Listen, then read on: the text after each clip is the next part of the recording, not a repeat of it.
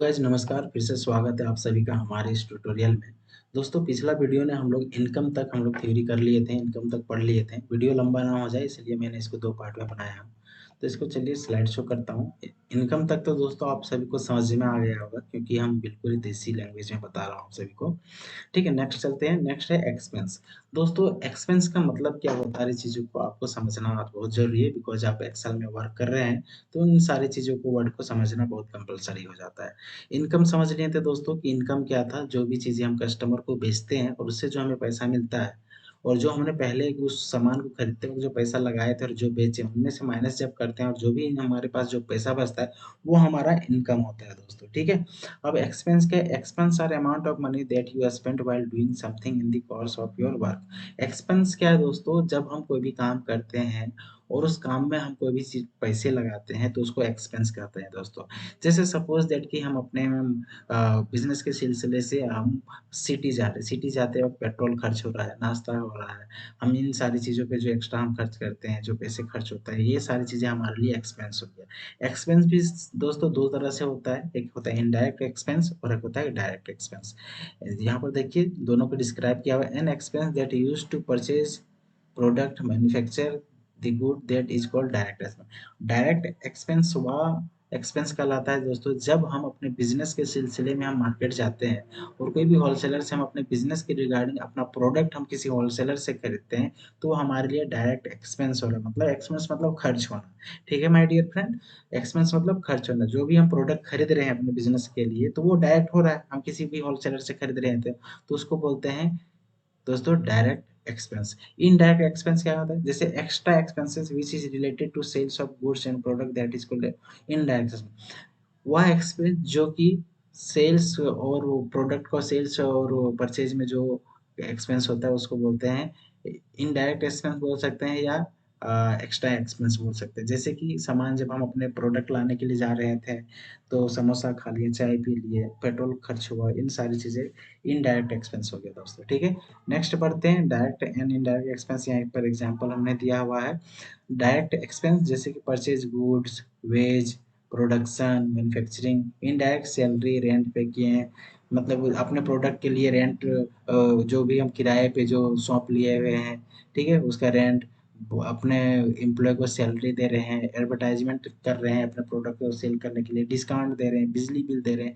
ये सारी चीज़ें हो गई इनडायरेक्ट एक्सपेंस दोस्तों, ठीक है? और डायरेक्ट एक्सपेंस में कोई भी प्रोडक्ट खरीदे हैं, प्रोडक्शन किए, मैन्युफैक्चरिंग किए, ये सारी चीज़ें। नेक्स्ट बढ़ते हैं लायबिलिटीज। दोस्तों लायबिलिटीज क्या है? Liabilities responsible. देखो यहाँ पर लिखा है responsibilities in business. For example, you borrow goods from the wholesaler, now it is your responsibility to pay him back. मतलब दोस्तों ये बोल रहा है कि सपोज दैट कि आपने किसी से कुछ सामान, किसी भी होलसेलर से कुछ सामान आपने उधार लिया, तो ये आपका जिम्मेदारी बनता है, ये आपका रिस्पॉन्सिबिलिटी बनता है कि उसका पैसा आप उसको वो बाद में पेमेंट ज़रूर कर दें। ठीक है? इट मीन्स कि कोई भी सामान जो हम उधार लेते हैं ना दोस्तों, वो कहलाता है लायबिलिटीज़। आपको जीवन में देखिए लायबिलिटीज़ से आपको बचना चाहिए, ठीक है? बिकॉज़ आप लायबिलिटीज़ जैसे मोबाइल हमारे पास, ये एक लायबिलिटीज़ है। हर मंथ पैसे खर्च हो रहा है, बाइक रखे हैं, ये एक लायबिलिटीज़ है। हर मंथ इसमें हमको पेट्रोल डलवा के, हर दिन पेट्रोल डलवा के पैसे खर्च हो रहा है। ये हमारा लायबिलिटीज़ है दोस्तों। हमेशा जबकि जीवन में एसेट्स बनाना चाहिए। जैसे आपने कार लिया, है ना? पर्सनल यूज़ के लिए नहीं, कार लिया, उसको भाड़े पे लगा दिया, ओला को दे दिया, उबर को दे दिया, इससे आपको क्या हो गया? ये एसेट्स हो गया। बट वही चीज़ें आप पर्सनल यूज़ के लिए लिए तो हो गया लायबिलिटीज़, क्योंकि उसमें आपका हर दिन उसमें पैसा खर्च हो रहा है, ठीक है? और एसेट्स में क्या होता है? आपने आपको उस एसेट्स बनाया, भाड़े में लगाया तो पैसा आप पे आ रहा है, इट मीन्स वो एसेट्स बना, ठीक है? तो लायबिलिटीज़ क्या है? आपने किसी से बोरो लिया, गुड्स सामान किसी भी होलसेलर से उधार लिया, तो आपका ज़िम्मेदारी बनता है कि उसको उसका पे करे, उसका पेमेंट बाद में कर दे, अदरवाइज़ आपका पैसा बढ़ते जाएगा या फिर आपका रेपुटेशन खराब होते जाएगा। यस, यहाँ पर लायबिलिटी भी 2 तरह से होता है, short term liabilities and long term liabilities. Short term liabilities it has below 1 year time to fulfil it. Short term liabilities दोस्तों इसमें 1 साल का समय सीमा रहता है जो कि आपको उसी में फुलफिल करना पड़ता है। Long term it has above 1 year to fulfil it. ये 1 साल से ज़्यादा का समय मिलता है जिसमें आपको ये करना पड़ता है, ठीक है? आई होप कि लायबिलिटीज़ और एसेट्स आप समझ गए होंगे। लायबिलिटीज़ के एग्जांपल है दोस्तों कैपिटल। लोन हम लेते हैं तो क्या होता है? हर महीने हमको उसका ब्याज देना पड़ता है, bank overdraft, creditor, loan from a bank and finance, ये सारी चीज़ें लायबिलिटीज़ है दोस्तों। किसी से उधार कुछ लेना, है ना? ये सारी चीज़ें लायबिलिटीज़ है। अब दोस्तों अगर आप टैली सीख रहे हैं और टैली में अगर आपने गोल्डन रूल ऑफ टैली के बारे आपने नहीं सीखा, तो आपने सोच लीजिए कि कुछ नहीं सीखा दोस्तों। बिकॉज़ ये बहुत ही इम्पोर्टेंट क्वेश्चन है टेली में। आपको आप कहीं पर भी जॉब माँगने के लिए जाएँगे, तो आपसे मे भी पूछ सकते हैं कि what is golden rule of Tally? Because it is a very, very important question है दोस्तों।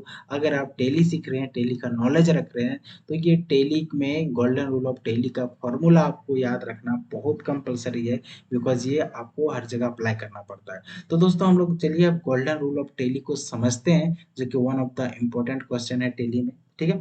तो दोस्तों टेली में क्या होता है, गोल्डन रूल ऑफ टेली के अनुसार टेली में 3 टाइप के अकाउंट होते हैं। यहाँ पर देखिए लिखा हुआ है personal account, sorry, personal account, real account and nominal account. According to Tally 3 तरह के अकाउंट होते हैं। पर्सनल अकाउंट में कौन से आते हैं? It is related to company, owner and bank. कोई भी कंपनी के नाम से या किसी के पर्सन के नाम पे या कोई बैंक के नाम से किसी भी ओनर के नाम पे कोई अकाउंट रहा तो वो पर्सनल अकाउंट कहलाता है। रियल अकाउंट कौन सा कहलाएगा? It is related to cash, things and fix asset. कोई भी फिक्स एसेट जैसे फर्नीचर वगैरह हो गया, कार हो गया, इन सारी चीजों के नाम पे कोई चीज रहेगा दोस्तों, तो वो हो गया रियल अकाउंट। और नॉमिनल अकाउंट क्या हो गया दोस्तों? It is related to profit, loss and income and expense. मतलब नॉमिनल अकाउंट वो अकाउंट हो गया जो कि प्रॉफिट, लॉस, इनकम और एक्सपेंस खर्चे वगैरह हो रहा है, उन सभी पे चीज़ें पे रहा है, तो उसको हम लोग नॉमिनल अकाउंट के कैटेगरी में लाते हैं। तो दोस्तों हमेशा याद रखना, according to golden rule of Tally accounting 3 तरह के होते हैं, personal account, real account and nominal account दोस्तों। आगे बढ़ते हैं, गोल्डन रूल ऑफ टेली क्या कहता है? टाइप्स ऑफ अकाउंट, जैसे कि मैंने अभी बताया, personal account, real account and nominal account. यहाँ पर एग्जांपल दिया हुआ है, जैसे कि कैपिटल अकाउंट हो गया, राम अकाउंट हो गया, बैंक अकाउंट हो गया, एबीसी प्राइवेट लिमिटेड, कोई भी कंपनी के नाम से, ड्राइंग, मोहन ट्रेडर किसी के नाम से, तो ये कैपिटल पर्सनल अकाउंट हो गया। रियल अकाउंट में केस हो गया, बिल्डिंग, फर्नीचर, मशीनरी, मोटर, ये सारी चीज़ें जो मैंने बता रहा था। Nominal account purchase, sale, wages, interest, discount, commission, जो परचेज, सेल या प्रॉफिट लॉस होगा वो सारी चीज़ें नॉमिनल अकाउंट होगा। आगे बढ़ते हैं, यहाँ पर दोस्तों ट्रांजेक्शन पहले भी मैंने बताया हुआ, तो यहाँ पर देखिए, यहाँ पर कुछ एग्जाम्पल मैं आप लोगों के लिए रखा हुआ है। स्टार्टेड बिजनेस विद 2 लाख रुपये ओनली, मतलब यहाँ पर जो हम बिजनेस स्टार्टअप कर रहे हैं 2 लाख रुपए लगा के कर रहे हैं। Gave rent to the landlord, हम यहाँ पर क्या कर रहे हैं, अपने लैंडलॉर्ड, अपने मालिक को यहाँ पर रेंट पे कर रहे हैं। Purchase good of 50,000 for wholesaler, यहाँ पर हम क्या कर रहे हैं दोस्तों, किसी भी होलसेलर से हम 50,000 का सामान खरीद रहे हैं, ठीक है? ये ट्रांजेक्शन हुआ। क्वेश्चन है दोस्तों, यहाँ पर देखिए, purchase goods of 50,000 from Mohan traders. यहाँ पर क्या करें, कोई भी सामान जो है, हम कुछ सामान हम किससे खरीद रहे हैं? मोहन ट्रेडर। या मोहन ट्रेडर क्या हो गया दोस्तों, यहाँ पर हमारे लिए ये पर्सनल अकाउंट हो गया, ठीक है? और यहाँ पर गुड्स क्या हो गया, हम यहाँ पर परचेज कर रहे हैं, तो ये परचेज अकाउंट हो गया। तो परचेज अकाउंट दोस्तों डीआर होता है और मोहन ट्रेडर हो जाएगा सीआर, क्रेडिटर। आपको हमेशा याद रखना, जब हम टैली में हम करेंगे कोई भी एंट्री, तो राइट साइड जो होता है हम सीआर लिखते हैं, एंट्री होता है सीआर का, और लेफ्ट साइड होता है डीआर का। इसी तरह से यहाँ पर देखिए दोस्तों, गोल्डन रूल ऑफ टेली से हम समझते हैं यहाँ पर, ठीक है? Purchase goods of 10,000 in case, हम क्या कर रहे हैं यहाँ पर 10,000 केस हम लगा के हम कोई भी सामान को खरीद रहे हैं, मतलब उधार नहीं खरीदते हैं। परचेज गुड्स ऑफ 10,000, 10,000 का सामान रहे इन केस, पैसे से, 10,000 से, ठीक है? तो यहाँ पर क्या है कि परचेज अकाउंट है हो गया, एक केस अकाउंट। केस अकाउंट क्या है दोस्तों, जो भी है रियल अकाउंट, प्रॉफिट लॉस वगैरह जो बैंक वगैरह का नाम होता है वो रियल अकाउंट, ठीक है? ठीक है दोस्तों, बैंक वगैरह का नाम यहाँ पे आ रहा है, केस क्या आ रहा था, ये हो गया रियल अकाउंट, ठीक है? अब यहाँ पर उसके बाद है दोस्तों परचेज अकाउंट, है ना? प्रॉफिट लॉस वगैरह तो दोस्तों हो जाता है नॉमिनल अकाउंट, सॉरी, ठीक है? केस अकाउंट आपका हो जाएगा रियल अकाउंट, और ये हो जाएगा दोस्तों परचेज अकाउंट हो जाएगा नॉमिनल अकाउंट, जहाँ पर भी परचेज का बात हो, लॉस का बात हो, यहाँ पर नॉमिनल हमें देखिए लिख दिया। Debt debit the loss, expense and credit the profit and income. अगर बिजनेस में अगर क्रेडिट कब करना है? जब प्रॉफिट होगा, जब कुछ इनकम होगा या कुछ प्रॉफिट होगा, तब यहाँ पर हम क्या करते हैं? क्रेडिट करते हैं। लेकिन यहाँ पर क्या करना है, यहाँ पर अगर लॉस हो रहा है, कुछ खर्च हो रहा है, परचेज कर रहे हैं, तो यहाँ दोस्तों खर्च हो रहा है ना? तो इसीलिए ये क्या होगा? डीआर, मतलब डेबिट, ठीक है? और यहाँ पर कैश अकाउंट है रियल अकाउंट। रियल अकाउंट में क्या कहता है कि debit what comes in trade, अगर कुछ आपके बिजनेस में आ रहा है तो वहाँ डेबिट करो। तो यहाँ पे क्या हो रहा है दोस्तों, केस कर रहे हैं, केस यहाँ से जा रहा है, credit what goes out from the trade, business से हमारा केस जा रहा है, बिकॉज हम केस पैसे लगा कुछ सामान खरीद रहे हैं, तो ये हो जाएगा सीआर टू केस अकाउंट, देखो है ना, परचेज अकाउंट डीआर हो गया, टू केस अकाउंट हो गया क्रेडिट, ठीक है। इस तरह से यहाँ पर ये सारी चीजें दिया हुआ है, थोड़ा सा ये अभी आप सॉल्व कर लेना, ठीक है दोस्तों। आगे बढ़ते हैं, यहाँ पर एक और दिया हुआ है, इसको आप नोट डाउन कर लेना, ठीक है, और इसको सॉल्व करने का कोशिश करना और समझना। ओके दोस्तों, आगे देखिए, इसको भी सॉल्व करना, solve good to Ashok trader of 20,000 on credit. Okay, आगे बढ़ते हैं, यहाँ एक और एग्जांपल है, इसको भी आप पॉज कर लेना वीडियो को और देखना समझना, ठीक है। आगे यहाँ पर कुछ एग्जांपल में दिया हुआ जिसको आप समझना दोस्तों, बिकॉज यहाँ मैं नहीं समझा सकता, बिकॉज वीडियो बहुत लंबा हो जाएगा, ठीक है। ठीक है, तो यहाँ पर ये सारी चीजें मैंने समझाया हुआ है, और नीचे देखिए गोल्डन रूल ऑफ डेली भी लिख दिया हूं, ताकि आपको समझने में कोई दिक्कत ना हो, ठीक है। इस तरह से बहुत सारी चीजें मैं यहाँ पर एग्जांपल दिया हुआ हूँ, ठीक है। अब उसके बाद हम लोग पढ़ते हैं दोस्तों जीएसटी। जीएसटी मतलब दोस्तों गुड्स एंड सर्विस टैक्स। तो what is GST? GST, GST stand for goods and service tax. GST का फुल फॉर्म जो होता है दोस्तों, गुड्स एंड सर्विस टैक्स। आपको याद होगा सारे टैक्स को हटा के मोदी सरकार ने क्या किया था 2017 ईस्वी में, 1 जुलाई 2017, यहाँ लिखे हुए हैं देखो, 1 जुलाई 2017 ईस्वी में क्या हुआ था, जीएसटी अप्लाई हुआ था इंडिया में। सारे अल्थुआ फल्तुआ टैक्स को हटा के कंबाइन करके एक जीएसटी बनाया गया, जो कि 1 जुलाई 2017 को मोदी सरकार द्वारा बनाया गया। GST replace all indirect taxes, जो कि इनडायरेक्ट टैक्सेस होता था, custom duty, excise duty, service tax, sale tax, VAT, इन सारों को हटा के एक ही जीएसटी बनाया गया, ठीक है दोस्तों, जिसका फुल फॉर्म होता है गुड्स एंड सर्विस टैक्स, ठीक है। नेक्स्ट चलते हैं, टाइप्स ऑफ जीएसटी। कितने तरह से जीएसटी होता है दोस्तों, there are 4 type of GST in India. India में दोस्तों 4 तरह के जीएसटी होते हैं। एक होता है एसजीएसटी, जिसको बोलते हैं state goods and service tax. दूसरा होता है CGST, central goods and service tax. तीसरा होता है IGST, integrated goods and service tax. And चौथा होता है यूटीजीएसटी, यूनियन टेरिटरी जीएसटी। अब इन चारों के बारे में दोस्तों मैं आपको समझाता हूँ। दोस्तों एसजीएसटी और सीएसजीएसटी जब भी लगेगा, दोनों साथ ही लगता है। सपोज दैट ये आप झारखंड से हो, और झारखंड में किसी होलसेलर से सामान लेते हो और झारखंड में प्रोडक्ट को बेचते हो, तो वहां पर आपको एसजीएसटी और सीजीएसटी दोनों अप्लाई होगा। सीजीएसटी क्या करता है दोस्तों, दोनों क्यों अप्लाई हो रहा है, क्योंकि ये हाफ हाफ दोनों आधा आधा जीएसटी बच जाएगा। इट मीन्स कि एसजीएसटी स्टेट गवर्नमेंट के पास आधा जीएसटी का पैसा जाएगा, और आधा जीएसटी का पैसा जो है वो सेंट्रल गवर्नमेंट के पास जाएगा, मोदी सरकार के पास जाएगा। इसीलिए अगर आप किसी उसी स्टेट में कुछ खरीदारी करते हो और उसी स्टेट में बेचते हो, तो वहां पर आपका एसजीएसटी और सीजीएसटी अप्लाई होगा। बट अगर आप सपोज कि मैं झारखंड से हूँ और कोई भी सामान मैं सपोज कि यूपी से खरीदा और मैं बाहर बेचता हूँ, तब वहां पर दोस्तों आईजीएसटी अप्लाई होगा।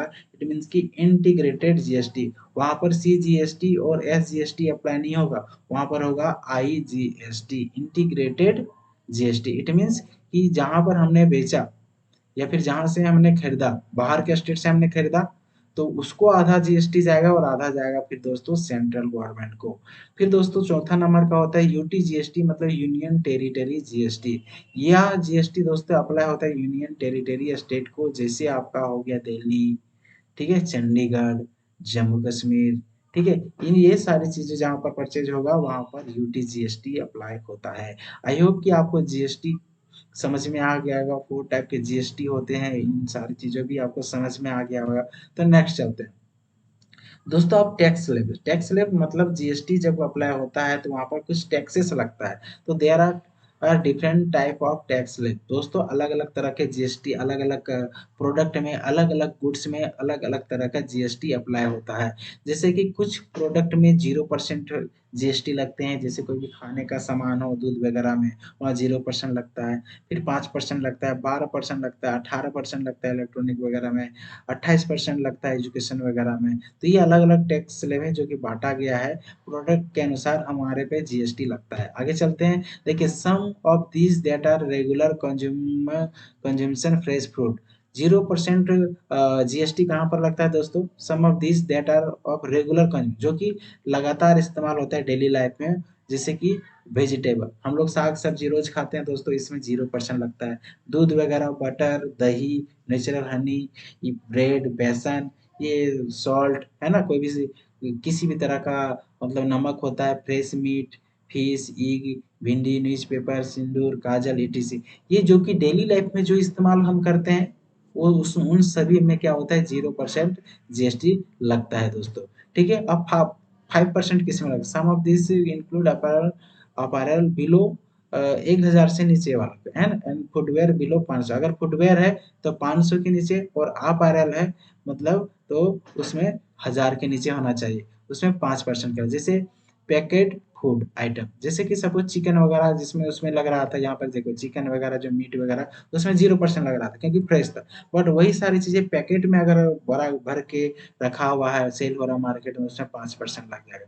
क्रीम, कॉफी, टी, पिज्जा, जो कि कोई भी पैकेट में भरा हुआ है, फिश वगैरह देखो, मीट वगैरह, तो ये सारी चीजें 5% लगेगा। ऑयल, केरोसिन, मेडिसिन, अगरबत्ती, रेलवे, स्मॉल पोस्टेज, इसमें दोस्तों 5% लगने वाला है। 12% किसमें लगेगा दोस्तों? बिजनेस क्लास एयर टिकट, कोई भी हम टिकट बना रहे हैं, है ना, एयर टिकट, हवाई जहाज वगैरह का, state run lottery, work contract and so on, attract या 12% जीएसटी। जैसे फ्रोजन मीट, जो भी मीट को फ्रोजन करके रखता है, प्रोडक्ट बना के रखता है, तो पैक्ड बटर, बटर को जो पैक्ड में बना के रखते हैं, चीज, घी, ड्राई फ्रूट, इंस एनिमल फैट, फ्रूट्स, जूस, नमकीन, केचप, ये सारी चीज, सेलफोन, इन सारों पे दोस्तों आपको 12% लग जाएगा। 18% किस में लगेगा दोस्तों? जो भी आईटी सर्विसेज है, ब्रांडेड कोई गारमेंट है, फाइनेंशियल सर्विसेज है, एंड सो ऑन, जैसे पास्ता हो गया, बिस्कुट हो गया, ठीक है, ये सारी चीजें क्या ब्रांडेड है ना। जैम, सूप, आइसक्रीम, प्रिंटर, देखियो इलेक्ट्रॉनिक कोई भी सामान है, sanitary, electronic transfer, printer, steel, इन सारी चीजें, नोटबुक, इनमें 18% लग जाएगा दोस्तों। 28% race club betting, private lottery and movie ticket above 100, ठीक है, जो कि 100 से जो भी आगे रहेगा, उसमें 28% लगता है। ठीक है, जैसे च्युइंगम, बीड़ी, चॉकलेट, पान मसाला, ये सब में 28% लगता है दोस्तों, सोचो। स्टोव, पान मसाला वगैरह में। ठीक है, डेओड्रेंट, कोई भी हम डेओड्रेंट यूज करते हैं तो cream, after shave, hair shampoo वगैरह में 28% लगता है। पैंट, वाटर हीटर वगैरह, washing machine, vacuum cleaner, automobile, है ना, मोटरसाइकिल वगैरह में 28% जीएसटी लगता है। ठीक है, तो ये था जीएसटी स्लैब दोस्तों, जो कि यहाँ पर 5%, 5 तरह से बांटा गया है, 0%, 5%, 12%, 28 और 18% दोस्तों। ठीक है, तो दोस्तों आई होप कि आपको ये सारी चीजें, जीएसटी का जो मेन मेन टॉपिक्स था, जो मेन मेन वर्ड था, वो सारी चीजें आपको समझ में आ गया होगा। तो दोस्तों वीडियो अच्छा लगा होगा तो जरूर हमारे इस वीडियो को लाइक करें, सब्सक्राइब नहीं किए होंगे सब्सक्राइब कर लें, ताकि आने वाले जितने भी वीडियो होगा आपके तक पहुंचे।